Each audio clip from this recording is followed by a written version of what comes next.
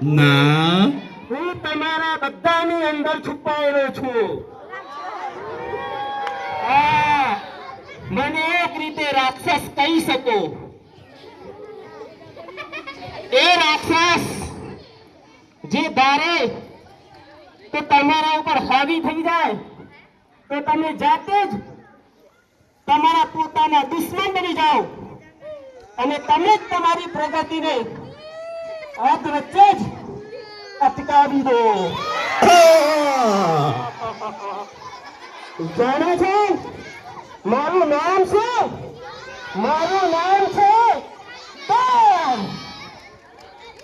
ડર, યાની ફિયર.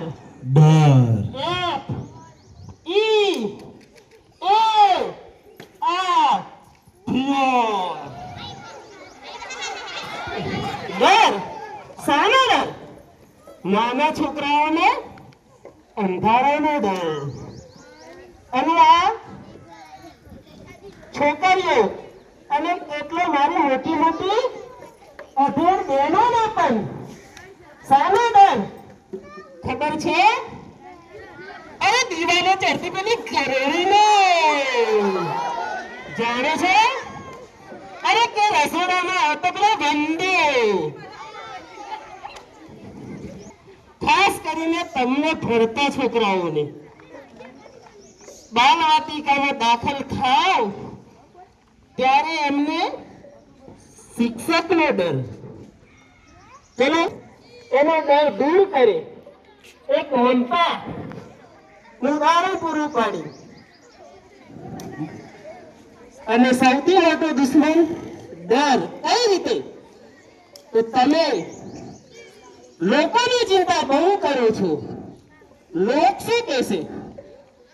લોકો કેવું કહેશે? અરે લોકોને જવા દો કુવામાં ઊંડા અંધારામાં. તમે તમારા દિલમાં જુઓ. જો તમે સાચા છે તો મારા જેવા ડરની કોઈ જરૂર નથી. છુપાઈને બેસી રહેવાથી તમારું ભલું થશે? કોનું નુકસાન છે? આ વિદ્યાર્થીઓ અહીંયા ભાગ લીધો,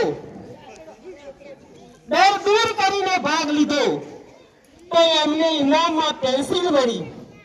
તમને શું મળ્યું? તો હવે તો ડર દૂર કરો. અને એક વાત તો રહી ગઈ જે અત્યારના બધા પત્નીઓની છે, પત્નીનો ડર. એમાં હું એક જ બાકી છું. હા ખબર તો આવું છું, ભણાવું છું. ના ના ના, અરે કયા છું? સ્કૂલમાં છું. ના સાચું બોલો, હું સ્કૂલમાં છું. કહું છું સાચું બોલો, ક્યાં છો? અરે હું સ્કૂલમાં છું. હા વિડીયો કોલ કરો તો બોલો, હું આવું છું. ડન. તો હવે તમારો ડર દૂર કરો. કોઈ પણ પ્રવૃત્તિમાં હરખેથી ભાગ લો. કોઈ પણ ને જો તમે સાચા છો, તમારી અભિવ્યક્તિ સાચી છે તો કોઈ બાબતથી ડરવાની જરૂર નથી. જો તમે સાચા છો તો તમારું કામ પણ સાચું થશે અને ઉપરવાળો ભગવાન પણ તમારા સાચા કામમાં હંમેશા હાજરા હજુર રહેશે. અસ્તુ. જય હિન્દ, જય ભારત.